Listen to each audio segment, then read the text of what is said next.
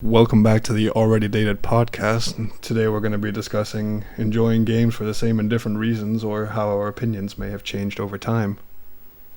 Because yes, we enjoy plenty of different games from years in the past and even now, and it can be the same game, but our reasons can differ a lot. Sometimes it can be for the exact same reason, but depending on the specific type of game, it can be very different.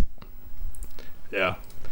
I mean, back in the day, we would show each other games, and those games usually have been for the same reasons, hence why we played them together a lot. But there have also been games later on, maybe sequels to certain games, where our opinions may have changed on how we enjoy the game, also depending on how a sequel might have evolved from the prior. Yes, the main picking point are the games of Rockstar games. Those specifically being GTA 4, a bit of Red Dead Online, the original, and then GTA 5. Yeah, we actually played a lot of Red Dead Online. We did, yeah. It was definitely in the same ways as GTA 4 and Red Dead Online. GTA 5 is where the big change happened. GTA 5 is where they introduced like the heavy mission-based content and online. GTA 4 didn't have that. It was just GTA 4 was just mess around. Yeah, GTA 4 was your sandbox type deal. Same as Red Dead Online. Now it's just go around, do clan hideouts, all that stuff. It was also just kind of mess around, doing the Van Damme splits on horses. On a wagon. Yep. GTA 4, it was always the same thing. You go to the airport, or if you spawn in the airport, then that's ultra lucky. And then you just kind of mess around with what was in the airport. You bring cars and make them do freaking corkscrew flips off of the ramps, or flying around with the helicopter that was there. Yeah, I remember the most elaborate trick we ever tried to pull off in GTA 4. Mm-hmm. And that was there was a broken bridge in the game with a ramp, and one of us would have to hover a helicopter underneath it, and then the other one would have to fly a motorbike over it. But we failed it about 20 times, getting caught on the helicopter every time, or just completely missing. So many times, and it never worked. Not even once. It was more than 20, guaranteed. We legit spent a whole time after school just trying to nail that thing, and it never worked. Not even once. And this is back when we used the PS3 Bluetooth headsets. Oh my god. The in-ear headset, you're right. Oh my god. The one ear Bluetooth headset. I hated that headset so much because it was designed similar to like the Apple earphones, where it's the really big, really wide kind, so that always really hurt. It was like, I want to talk to my friends, so I'm going to deal with it. Yeah. But you really felt like a true gamer because it was a small Bluetooth headset. Yeah, you felt like you felt like a real tough cookie when you had that in. Like you felt hacker-esque when you had that. Yeah, you're in the gamer zone now. Yeah. So I remember I used to be sitting in my beanbag chair and with that in, and then I had my keyboard attached to my PlayStation 3 controller. Oh my god, that's right, you had the keyboard on it. So I could trash talk people in Call of Duty really fast. Gotta get the priorities right. Yes, back when we were like 13. Mm-hmm. And yeah, so when they then did the online in Red Dead, they did expand it a teeny bit, like you said, with the hideouts, because GTA 4 Online didn't really have that. It had modes. It only like the first time they did like hideouts, quote unquote, in GTA was GTA 5 with the gang hideouts. But that Red Dead obviously did it first with the clan hideouts and the shootouts and stuff like that. Yeah, exactly. Specifically remember the one in the mine. Yeah. Because you got to ride the mine cart around. I actually remember one specific one in like a field. It was a big mansion-looking thing, and you were walking up to the front door, and there was a big burly guy on the other side of it that shot you with a shotgun, and you flew down the stairs again. Yep. Those were really good setups for, like, because that's all it was. You just went up there, and it was like, you got to kill the people in the area. And because of the gameplay systems that were in there, it could just go to absolute hell and, be ganked by a dude hiding behind the door. Yeah, like, I mean, that's most of what we did back there. And then, like, you can't exactly do a lot of horsey stunts. No. There weren't some sick horse tricks to pull off. No. It wasn't like you could do, like, a triple flip with a corkscrew on a horse. On a horse. The most you could ever do was, like, whoa, I can jump over this fence. Yeah. Like, GTA 5 is Tony really... Hawk tricks. Yeah, GTA 5 is really where both our things diverted, because we never really... We played it together very rarely. I think we played it together, like, twice. Yeah, I'd say twice or 3 times. I remember and that's because, yeah. Oh, no, you go ahead. It's like, first time we played it together was just doing, like, the races. Like, we would do some race maps, and you were clearly better than me at the game, so you just smoked me literally every time we played. And I was about to throw a fit, because I was like, how? It's a controller. How hard can it be? It was, yeah, mainly when we then did play it, when it wasn't doing the races, it was somewhat similar to what we did in GTA 4, where we just drove around the map. Yeah, I think I did one mission with you. Other than that, I think that's also the only mission I've ever done in the game online. Because, yeah, with GTA 5 Online, they really, especially by now, but even when it first started, they expanded it so much that it was effectively almost as expansive as the single player. You could do missions, you could own properties, you could own vehicles, and you'd have to make money to buy all that stuff. And so to me, the online basically replaced the single player, because the GTA 5 single player I didn't really like all that much, and it was fine. For me, the climax of the story was good, but like the art of getting there is like a lot of it was long-winded. Yeah, exactly. And the core crime-esque story that they were telling wasn't really all that like deep or compelling. But when you think of it, like the heists in online were actually more cinematic and cool than like the big heist you were doing in the story mode. So you could arguably say there's more mission-based, more mission-style content in online than there ever was in single player, which is an entire mission-based storyline. Absolutely, yeah. And the heists themselves, they were always way more creative with the ideas that they were pulling off, because in the story mode it was always very grounded, and you had to like swap to this character, swap to this character. But yeah, like right. What I like, swapping back and forth. I think it's the second heist in online when you go to the prison and one of you has to be a prisoner. That's the first one. That's the first one. Is the first one not? Heist is a nightmare. Isn't the first one? Isn't that not just where you go and rob the bank? Technically. Oh yeah, that's true. The 2-person. I keep thinking of the first 4-person one was the prison one. Yeah, you go in the Kuruma and rob the bank, and then you just go to Magnet helicopter. Bank. Yep. Yeah. Yep. That one's really fun. The prison one is a nightmare. I remember getting flamed out by the people I was doing it with, because it was just like it was so bad, because we were doing it on the hard mode. Yep. And the guy we had as a prisoner, he was getting flamed because he was like level 19 and the rest of us were like level 200, so he was just getting clapped every single time. The one in the prison who has to go into the prison, that is the hardest role of that heist. Hey, I flew the plane. And you just get destroyed. I flew the plane. I was just flying in a circle until I had to land. Oh yeah, that's right. You have to wait until you have to go back down. That was boring. Yeah, so they'd expanded the online so much, and it replaced the single player for me. So when it was then time to like, hey, you want to mess around like we did in GTA 4, because they had built such a system in place of when you die, you lose your money. When you die, you lose your car. You have to pay to get repairing the car. Yeah, so it costs more of your time to be able to do that.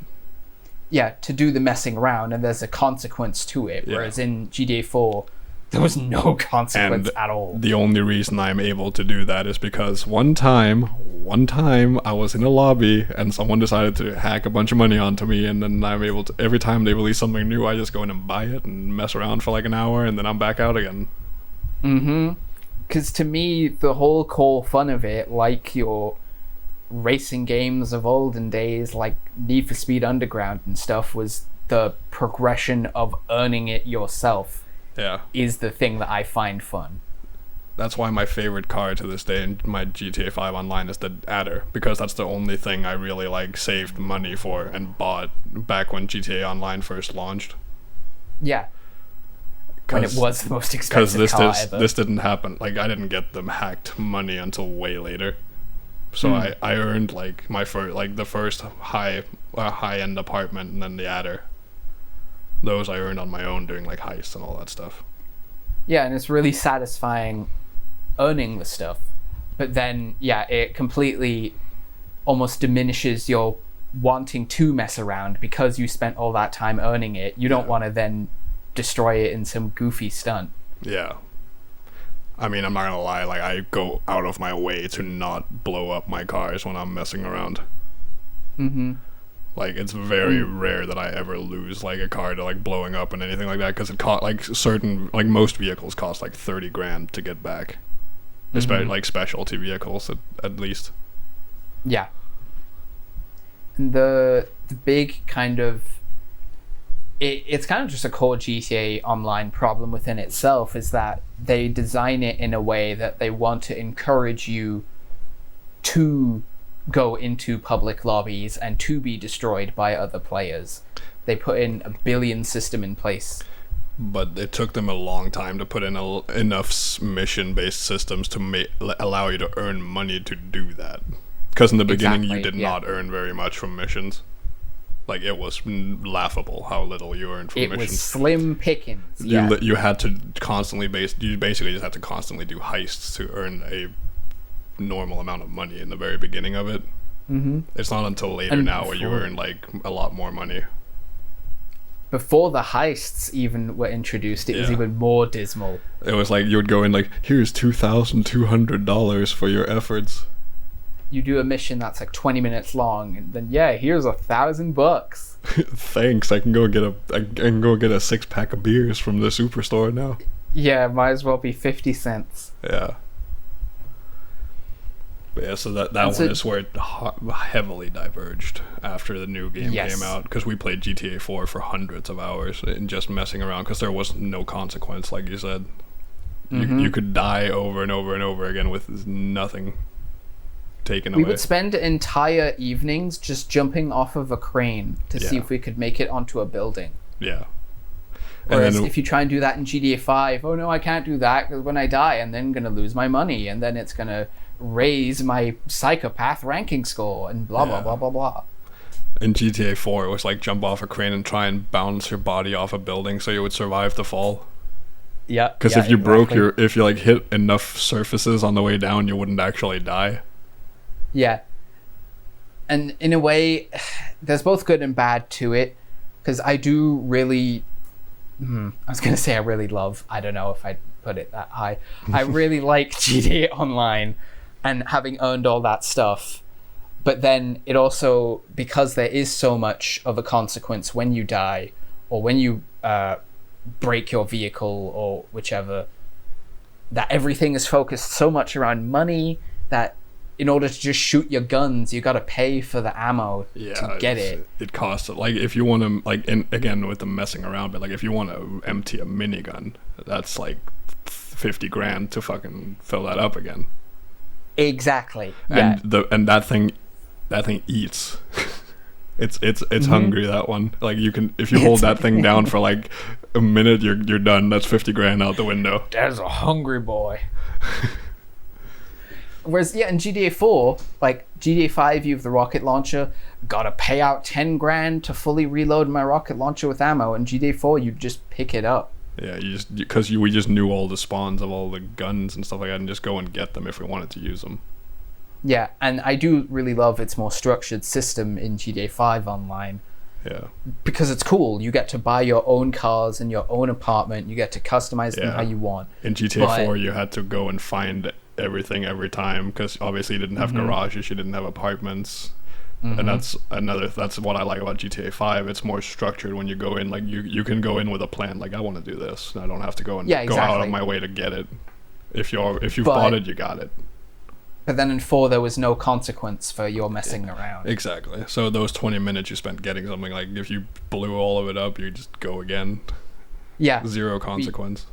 Spend every session going to the very north of that map to get that Sultan RS. Yes. Oh crap, we accidentally sunk it in the sea. Let's go back and Get it again. Yeah. Whereas in 5, oh crap, I sunk my Sultan in the sea. Well, I gotta pay the insurance for it, and I gotta go pick it up, and maybe we really shouldn't mess around with my cars. Yeah. But like another game where that exact same split is for us, but not really. It's like you just Little Big Planet. You enjoy the story content, same story again, but in this one you also as much as me, you enjoy the custom base bit of it. Yeah. In the story mode of Little Big Planet, both 1 and 2, it was a good 50, maybe even 60-40 split between I really love the story mode levels, but then I also really liked the custom levels that they made, like all the bomb survivals that we played. Yeah. We have But if you could get an hour count in bomb survivals on Little Big Planet. oh my god, I don't even know how high that would be. It would definitely be at least in the 100. Oh yeah, for sure. I think we would be well over. I think we'd be in 300 hours of just sitting in bomb survival It was levels. the same 3 ones. Yeah, because The one because that of all the made a sponge. because of the RNG of it, it was different every time you played it. Yeah, You kind couldn't of like Battle Royale games Yeah, now. because you couldn't telegraph a path down, and you couldn't guarantee yourself to win it every time. Most of the time, we would actually die, but Yes. Which I guess was why you enjoyed them more than the story, because the story was more structured and it's the same thing. Yeah. I also enjoyed the making levels, but it was to like a lesser degree, obviously. But we enjoyed what we did. Yeah. But when we made levels, funnily enough, it was trying to be more linear and structured. More like the story levels. That's a good point. Yeah. Because so it's weird enough that I enjoyed making linear, structured levels compared to playing them. Yeah. Because I guess it's very different when you make something versus you wanting to play it. Like when you make something and you make it work with like the mechanisms in the game, like that feels rewarding in a sense. Like I've worked on this and it works. Yeah. Like that's a bigger thing. Like playing something someone else made, I just feel like, well, it's cool, it's fine. Because we spent ages for a custom level that we made to make a kitchen themed. He shot ketchup and mustard, and it just didn't work, I don't think. But we still spent so much time on it, and then we're so proud of it. Yeah. Because it didn't really matter that it didn't work. Yeah, we published that thing to the custom lobbies. Mm-hmm. And like 2 people played it, and it was us. Yes. It had a lot had a lot of plays because we had to go and test it every time. Yeah. And so because of that, with the whole split between I enjoyed the story and you enjoyed mainly the multiplayer, same thing kind of carried over into Little Big Planet 2 as well. Yeah. Because they could expand the levels more, which means, whoa, they can expand the bomb survivals more. Yep. I remember that the bomb survivals was like the big sponge one, the train, plane, and then a hotel bomb survival as well. Hotel, that's right. Yeah, that one was a mess because it had a bunch of tables and chairs in it. It had a bunch of loot, flying. and once the roof was blown off a certain floor, then the walls would just come apart and then they would fly around. Right. Like nothing was attached. That bomb survival trend really was weird. It was probably one of the biggest trends in custom levels. Yeah, it reached, like all trends do, it reached a peak, and then eventually it reached a point where it was just like copies. Yeah, and then you could copy levels. And then eventually people just tried to outdo each other creatively with like structured story style levels, like with how intricate they could make them with lighting and interaction and all this stuff. Which those were always there because, again, people trying to replicate the story mode. Yeah. But specifically, like with where they've moved on with Dreams, that is definitely not like a multiplayer focused thing. No. From what I've seen, it's very single player, very dev heavy. Make your experience that you want. Yeah, that's like with the new Little Big Planet, the Sackboy adventure. That's a fully mostly that's just a story mode. And Yeah. I'm not gonna lie, I am much more prefer that compared to old Little Big Planet story modes. Because this is like 'Cause it fully, seems more involved. it's fully 3D, and like the music is dynamic to where you are in the level. So when you go to a certain part of the level, the music changes and goes like in rhythm with what you're doing in the level. I desperately want to play it. It's really good because like for me the music did so much for me because it's just dynamically changes as you keep going through. Mm-hmm. And it's When the fully PS5 3D came and out. all that stuff. Yeah. When the PS5 came out, and people were like, "Whoa, the PS5 has all these games on it, like the Demon Souls remake." Yeah. And I just saw, oh my god, they made a new Little Big Planet thing. I want to play that. I got it the moment it was released, and then me and my fiance played it. But trust me, she's not as big as she's not as game savvy as us. Like, because I play at a certain speed, and you play we play. Hang on a minute. Like I play fast. Are you a capital G gamer? I'm actually a capital PG gamer, pro gamer. Oh my god, a pro gamer. But see, move over. because me, like the moment I get the hang of the controls, like I'm flying. Mm-hmm. And she gets so mad at me because she takes it in her pace. That's why I miss playing with someone like you. Like if we were going through the levels and doing like co-op stuff in there. Gotta keep up with it. Yeah, because we can keep up with each other. Because once we learn the controls, we can just kind of like fly. Mm. And for me, like I would stop and look around and like explore the levels as much as possible in the beginning. But like when I'm going, if I have to go back through them, like I'm jetting. Like I'm going through like Sonic. Because that one has challenge modes as well, where you can go through and like you have to beat time trials of these really hard like obstacle levels. And she would get mad at me because I would leave her behind, and she would just get out of the map and then die. Because I remember. Because I would learn them and then I would just fly through them to get gold. In the original Little Big Planet and 2 for the story mode, they did have their own challenge modes as well, where you did it without dying and stuff. Yeah.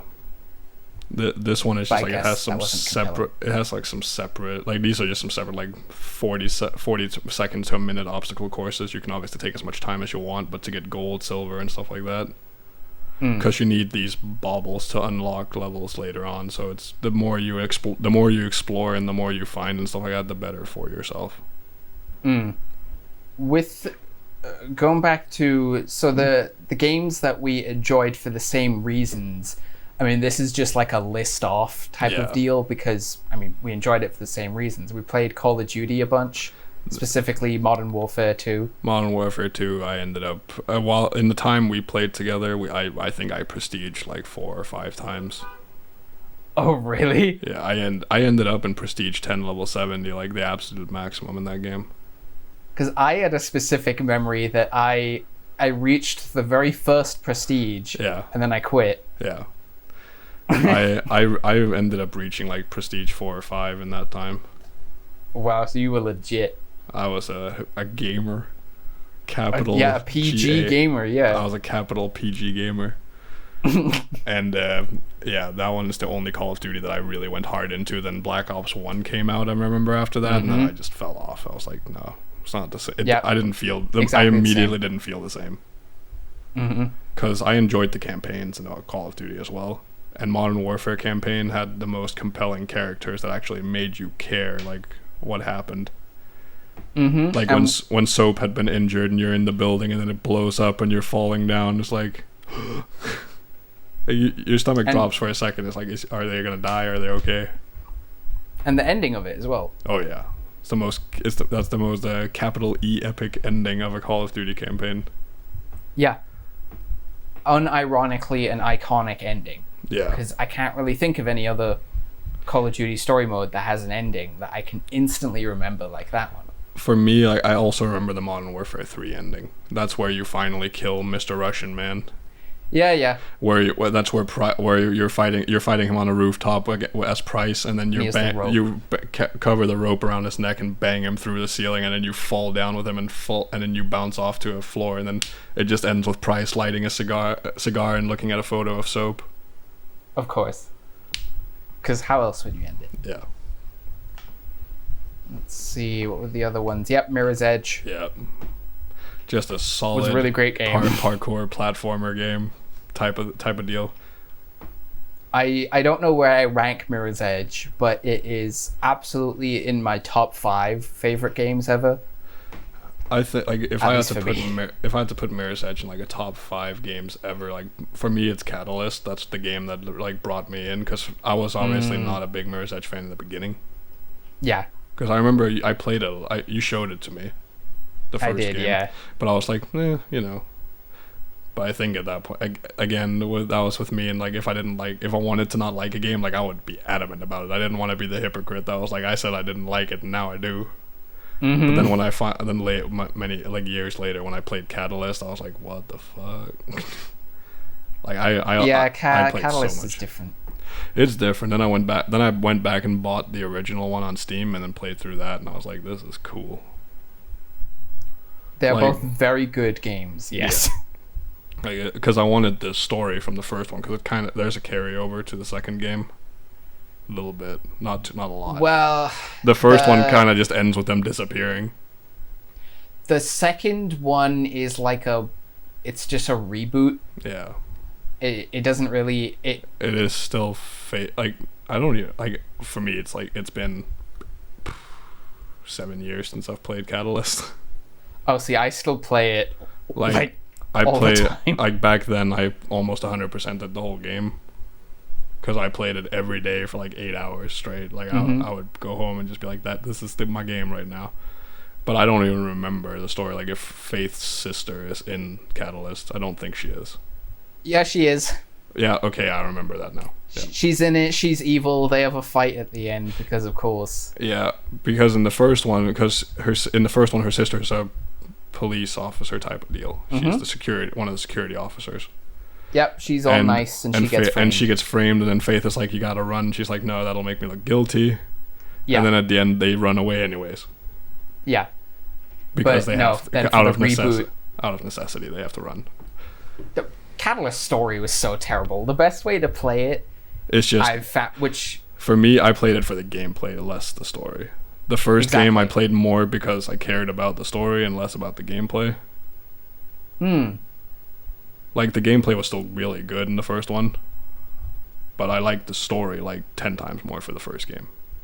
See, for me, I'd say the gameplay was more my focus with the first one. I do like the story, but it's not the most deep story ever. I mean, told. Mirror's Edge isn't a story-heavy game, so to say. And that's to its benefit. Yeah, Mirror's Edge heavily focuses on the gameplay, and I enjoy parkour games. Hence why Assassin's Creed is one of my favorite all-time game series, and Assassin's Creed 2 is in my top 5 favorite games of all time. Yeah, Assassin's Creed 2 is excellent. I love any games that involve free-running, parkour, climbing, i.e. Uncharted, another game that did that so well. There you go. And that's another game that we enjoyed for the same reasons. Amazing little tangent there to move on to the next point. I know, you can't script that thing. Yeah, no. That was a great segue. Yes. Uncharted 1 was fine. Uncharted 1, I played it through one time, but it wasn't like that. That one didn't like capture me as much as like Uncharted 2 defined like adventure games for me in that time. Because the only other adventure-esque game that I had played was Assassin's Creed 2 before that. And then you showed me Uncharted 2, and then I was like, wow. Because I remember, this game looks you sick. showed it to me, and I had my parents bought it for me like a week later. Really? Yeah, I was like, I want this. This I want. I'm a good influence. Yes. And Edward made me do this. Just remember that. He made me do this. He made me play one of the best action games ever made. Oh, curse him. Yeah, I think I've played and finished Uncharted 2 like 10 times at this point. Oh yeah, I finished it a good, I'd say 20. It's like one of the only games I ever platinumed. Uncharted 2 is unironically, no hyperbole, no arguments. I shall take no questions at this time. Yeah. Uncharted 2 is one of the best action games ever made, action adventure, third person shooter whatever category you want to put it under. Yeah. It's not the best mechanical wise third person shooter, like the shooting. Yeah, that has been better. That has been improved better in other games later on. But it's still just the best because of the incorporated storytelling that it does so well. And even though the puzzles in some of the levels are mostly simple, and like a lot of the climbable stuff is very obvious to you, like if it's protruding from the wall, and you're like, I can go there. I mean, there was a specific theme that whenever there was something yellow, it was like, oh, I can climb that. Yeah. And for example, like Tomb Raider reboots later did the mechanics of the game better. But but again, the storytelling just kind of fell flat compared to Uncharted. On that comparison specifically, that's a whole other podcast topic right there. Yeah, because it's like they just improved. Like for me, all they did was improve the mechanics a little bit, but Uncharted is still just a better game. But for example, like a game before Uncharted was Assassin's Creed 2. They did the climbing, so like the parkour aspect of that, even though it's like an older game, is so smooth compared like to when it was from even the first Assassin's Creed game with Altair. Compared to when it was from, and even future Assassin's Creed games. Yeah, they never really like changed much on that front. Like they revamped the parkour in 3, and it was bad. Yeah, and then they moved it back in Revelations and this stuff, and that was more akin to Assassin's Creed 2 and 1. And now the reboot Assassin's Creeds are also just like moving. They've been dumbing it down as time goes on. In Assassin's Creed 2, you had to really think where you were climbing. You had to press the grip button to make sure to stop yourself from dying. Also, in Assassin's Creed 2, it was a lot sharper angles when you were running, so you could jump like an entirely different way if you weren't facing the correct camera angle. Yes. Like you would just jump off the building if you weren't facing the rope head on. Like, little bit of jank. Now it's like Origins, Odyssey, Valhalla, they made it like really dummy friendly. Like you will cap anything that is in your camera view if you can grab it. They started it in 3, you just hold down the run button and you go, and they just climb it for you. And that's why I lost all interest in Assassin's Creed. From Assassin's Creed 2 is one of the few games I platinumed. It's one of the only 2 PlayStation games I've ever platinumed. Because you collected all the feathers. Yep. I nearly platinumed Black Flag. I did not want to catch all those musical notes. They were bad. They're real bad. On to one of the other games that we enjoyed for different reasons. Yes. But also similar reasons was Skate 2. Many late nights have been enjoyed. In the Hole of Meat mode. Many a slow-mo replays, frame by frame. Yeah, for anyone doesn't know, Skate was basically Tony Hawk but better, and Hole of Meat was the mode where they had ragdoll physics that were like some of the best ragdoll physics out there. GTA 4 had probably the best. Yeah. If I can think. But Skate 2 was one of the best ones up there, and the mode was just you wreck your guy as good as you can. You attempt to break as much as possible. And it's pretty we much would spend entire evenings. Yeah. And we would do like, can I get the replay on that cotton? Yes. That's pretty much what it was. There was a specific map that was just a big stadium, like a professional skater stadium, which ironically was then the best place to just wreck your guy against a rail. Yeah. That and the Danny's mega ramp. Yes. Danny's mega ramp was go as hard as you could and then just pile drive your skull straight into the ground. Because for Skate 2, it had a single player mode, it had a story, and the multiplayer even had other modes where, like in Tony Hawk, where you need to get a better score than everyone else. They had the trick mode where it was like get the score, and then they had like horse like basketball where it was like you have to emulate the trick that the other person does. That one was kind of funny. Yeah. The story mode was like, it was a lot of like, okay, go to this place and do this competition, take this photo, whatever. It was. Yep. And like, so even a lot of the story mode was free skate to an extent. Yeah. a lot of it was just framing for that. It was just it was just framing around the free skating, because you were able to just do your own thing while you were doing the missions. Which that was what we enjoyed doing most, besides the Hole of Meat. Hole of Meat was like the good 80%, but then the other 20%, we just spawn into a map and mess around. The one limitation was that it wasn't open world like GDA sense. You were limited to like specific squares of the map. Yeah, like there were specific, like a lot of like high drops were like cut off kind of, because that's where the wall of the map was, and they had made like a invisible wall there. But like the mega ramp one, you had the whole obstacle course-esque ramp thing that you could go through. Yeah, you could. But then you'd hit a dead end. Yeah. But the stadium map is still there. That the three maps that are goated for Hall of Meat, and that are the stadium, the mega ramp, and the dam. Mm-hmm. The dam, yes. We try, like, okay, we would unironically actually try to skate down the entire thing from the top, and we would always fall over, because the G-force would just get the guy and just rip him to the ground. Because they built it that you can do that. Yeah. But you had to just like fall into it, whereas we would always try, can I jump into it? Yeah. No, you had to just like kind of wiggle off and fall into it.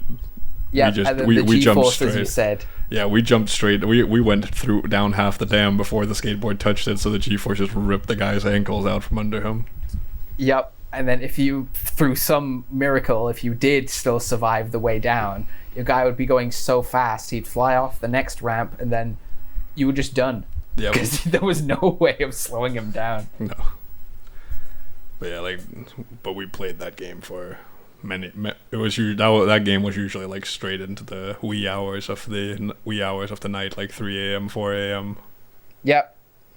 If it wasn't GDA 4 jumping off the crane, it was Skate 2 jumping off the mega ramp and then wrecking the guy. Yep. Call of Duty was mostly like after school, do that thing, and then move on. We didn't play that for as many hours on end. Yeah, it was fun when we played it, but it wasn't as involved. Because like the most solidified memory of a Modern Warfare 2 game was the cabin in the woods type of map. Where when we played with one of our older friends, Joshua. Mm-hmm. Me and Josh camped in the bathroom of that cabin, and then we would farm up the tactical nuke. We hid in the bathtub, and with like AA-12 automatic shotguns. So every time someone opened the door, and we had scavenger perks on, so every time someone opened, boom, boom, boom, go get more ammo. And then I think we were both on like a 19 kill streak, and then he was about to like catch someone because he heard them outside, and he just blew him down through the door. Oh, yeah. I remember that now, actually. And then I think I also died at like just before getting the tactical nuke. It's funny is that whole playstyle that you're describing there is kind of what Battle Royale games evolved into. Yeah. Because whenever I've played Battle Royale games, it's involved a hell of a lot of sitting in a bathroom.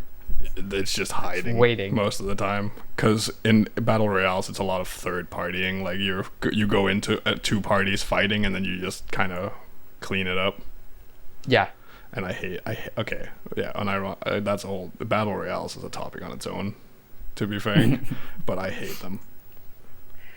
I've played very little of Apex Legends is the only one I could maybe get into, funnily enough. Apex was frustrating to me because I really liked Titanfall 2. Oh, yeah. Wasn't that just wasn't that just a new version of that? Yeah. Apex was, they were working on Titanfall 3, and then EA saw, whoa, these Battle Royale games are pretty big, you should make one. Like, okay, I guess we're making a Titanfall Battle Royale, and then for some reason it got really big. The thing that annoyed me with Apex is that it's really cool playing Battle Royales with your friends, but solo friends aren't always available. Yeah. Whereas, I'd play solo in like PUBG, but Apex didn't have solo. I've never once touched PUBG.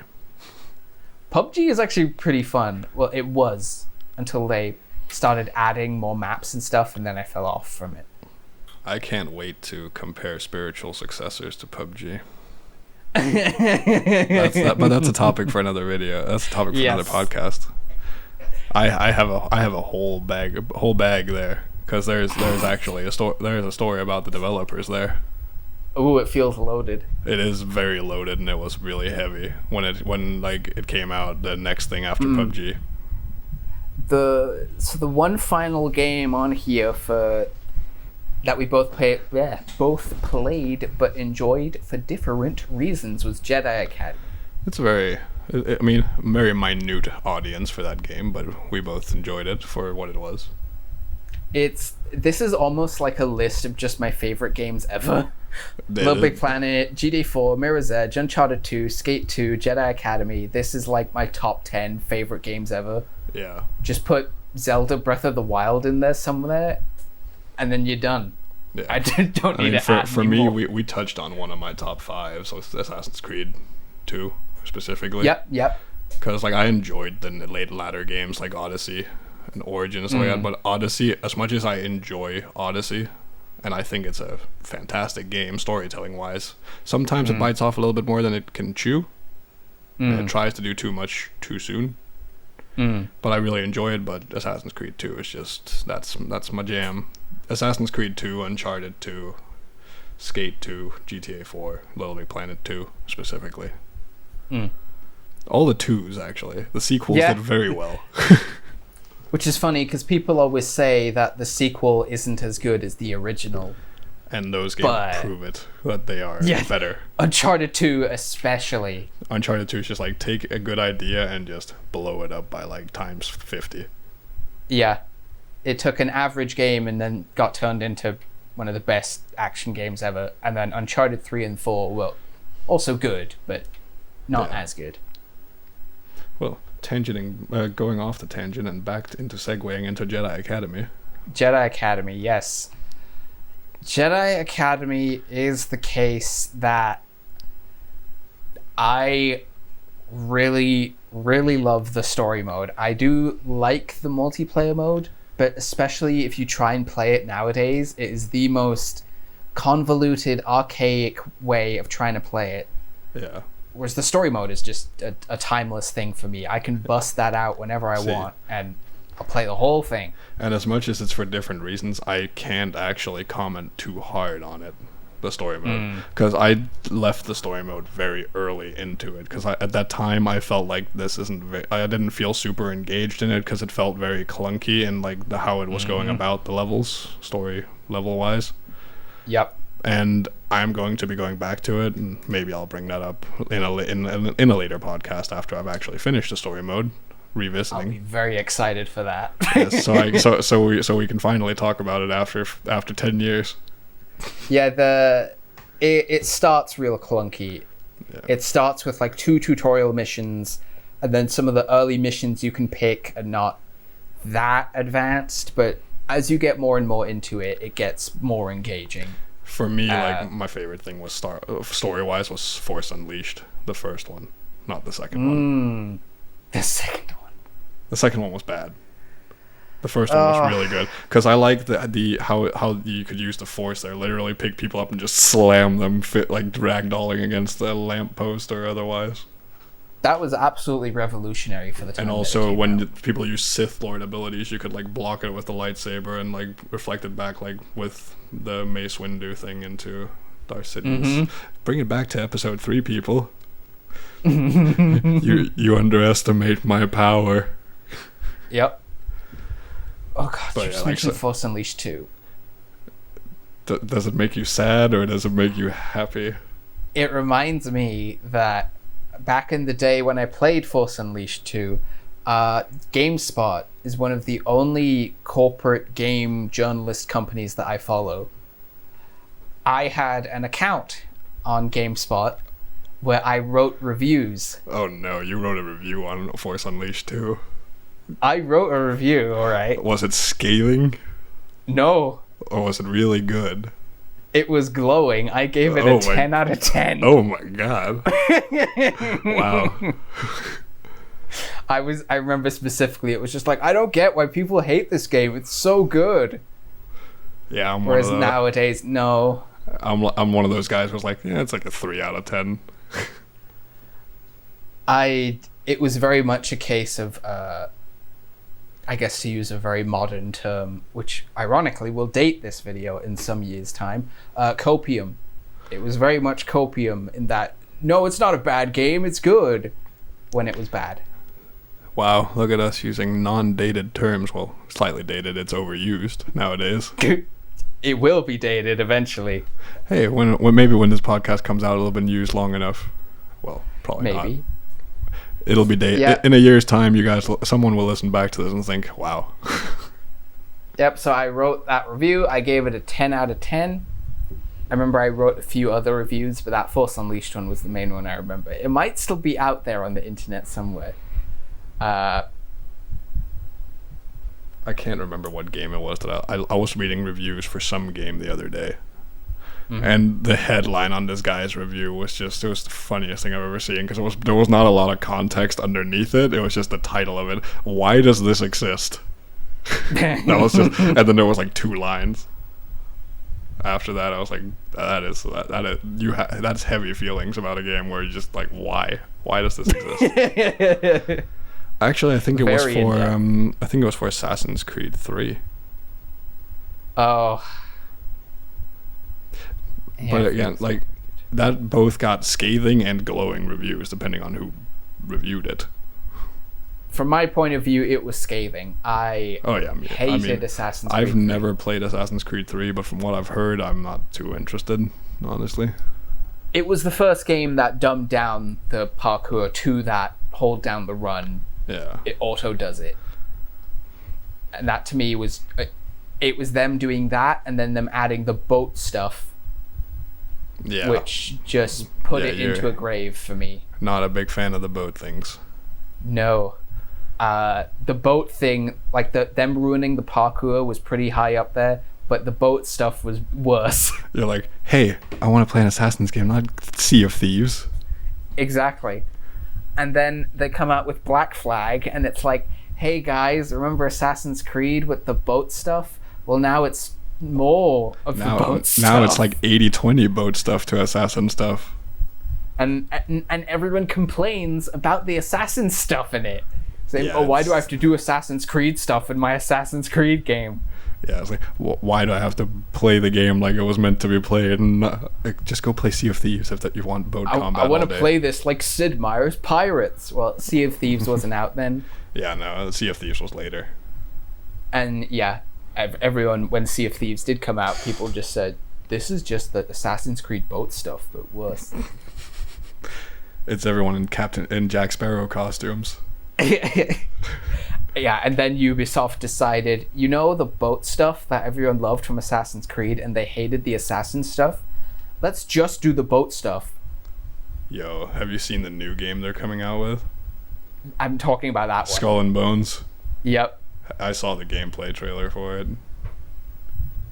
That thing has been stuck in development hell for like 5 years, and it's the same. I just saw it like a week ago, and I was like, what is this? Then I went in the other day. I was like, I watched 20 seconds of the gameplay trailer, and I was like, not getting my money.